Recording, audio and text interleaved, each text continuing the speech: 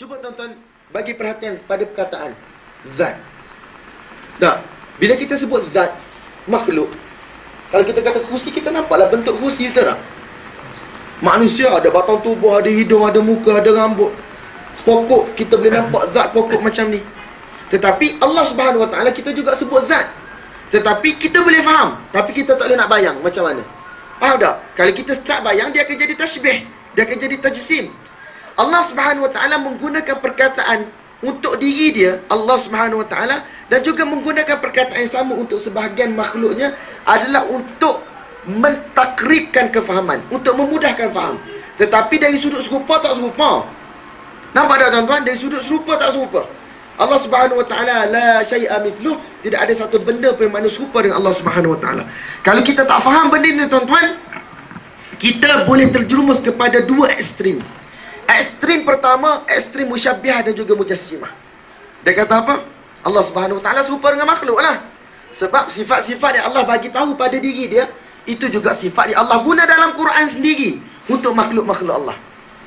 Ekstrim yang lain, laisa kamitslihi syai', tidak ada satu benda pun serupa dengan Allah. Maka dia menafikan sifat-sifat Allah kerana takut menyamakan Allah Subhanahu Wa Taala dengan makhluk. Sedangkan sifat-sifat itu Allah Subhanahu Wa Taala guna untuk diri dia dan Allah Taala guna untuk makhluk. Ahli sunnah dia dua pertanyaan. Sifat itu sabit untuk Allah ala wajhil akmal, iaitu dengan cara yang paling sempurna, dan sifat itu juga Allah Subhanahu Wa Taala bagi kepada makhluk tetapi penuh dengan kekurangan. Tu kia muskil baik. Apa masalah sangat kita nak faham tuan-tuan? Allah Subhanahu Wa Taala sebut di dalam Quran, Allah Subhanahu Wa Taala sami', Allah Subhanahu Wa Taala mendengar, basir, melihat. Dan begitulah juga Allah sebut terhadap makhluk-makhluknya, innahu sami'un basir. Ada makhluk yang mana mendengar, makhluk melihat. Perkataan yang sama, wahi-wahi lafaz lafaz yang sama tuan-tuan. Sami', sami', dengar, dengar. Basir, basir, lihat, lihat.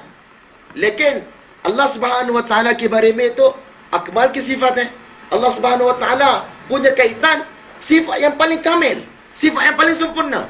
Tapi makhluk sifat penuh dengan kekurangan. Awak melihat pakai spek, betul tak? Saya melihat mungkin jauh daripada tu, saya tak boleh baca dah. Bila ada penghadang, kita tak boleh tengok. Tapi Allah Subhanahu Wa Taala sami'un basir, tidak berhajat kepada mana-mana makhluk. Wala ya'zubu anhu mithqalu dzarrah, tidak ada satu benda pun yang mana terlepas daripada ilmu pengetahuan Allah. Benda ni Allah cerita tuan-tuan dalam Musabbihat Khamsah. Tak, yang mula dengan Subhanallah. Tu pun tuan-tuan baca suratul Hadid. Tak, Subhanallah, yusabbihu lillah. Allah Subhanahu Wa Taala ta'rifkan tentang ilmu dia, tentang sifat dia, tentang perbuatan dia. Dia ambil daripada Quran. Benda yang mudah, simple tuan-tuan.